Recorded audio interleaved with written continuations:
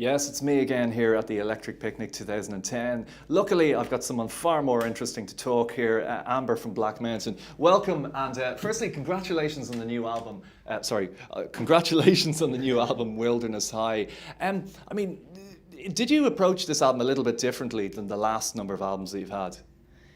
Yes, thank you, by the way. And yeah, we ended up writing maybe a little bit differently than we did on the last two. But I mean, I think everyone's a little different. But we sort of wrote more straight up sort of rock songs. Incidentally, you know, it wasn't really like a planned thing, maybe.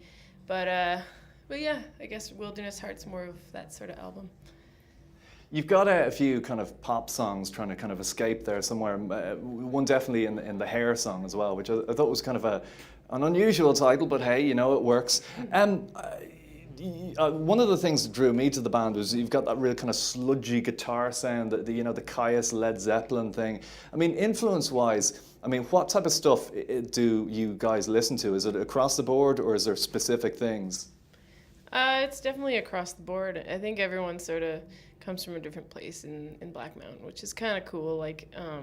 Which makes it sort of hard to listen to music in the van because everyone has a different idea of what might be listenable. You know, like Jeremy, the keyboard player, is definitely more into like the droney kind of stuff, like Sunno and like Spaceman 3, that kind of thing. And like for Matt, the bass player, is like really loves just kind of like the kind of country bluegrassy kind of rock country kind of stuff. So they're on sort of opposite ends of this spectrum, but they work together and we write these weird songs. Yeah, it sounds like you have kind of an interesting journeys. One of the things that I read is that Wu-Tang are kind of a regular on the tour bus. Is that true, or have I been Wikipedia'd?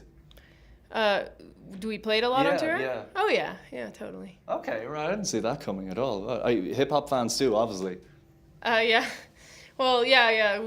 Wu-Tang is definitely something that we can all listen to in the van and actually really love. So there you go. I also read that you're doing when you're doing club dates in Europe, you're playing smaller venues. Why is that, or is that true? Firstly.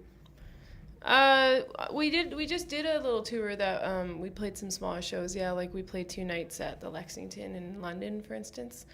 And it's just because when you record an album, you got to play it live to like a small crowd and get that sort of energy, you know, and then you sort of rewrite the songs live that way instead of playing to like a giant crowd where sometimes it's hard to connect, especially with new songs. You can't tell if they're digging it or not. So to play to like a smaller crowd, just you can feel it more, and it's nice with the new songs for sure.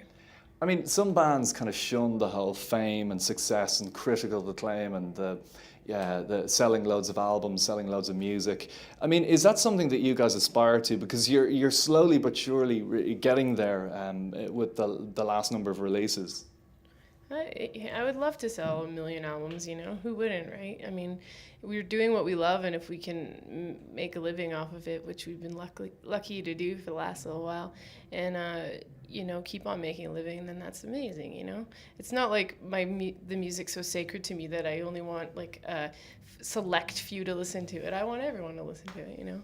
Brilliant. Well, we all are, and lovely to meet you. Looking forward to seeing your set in around an hour's time.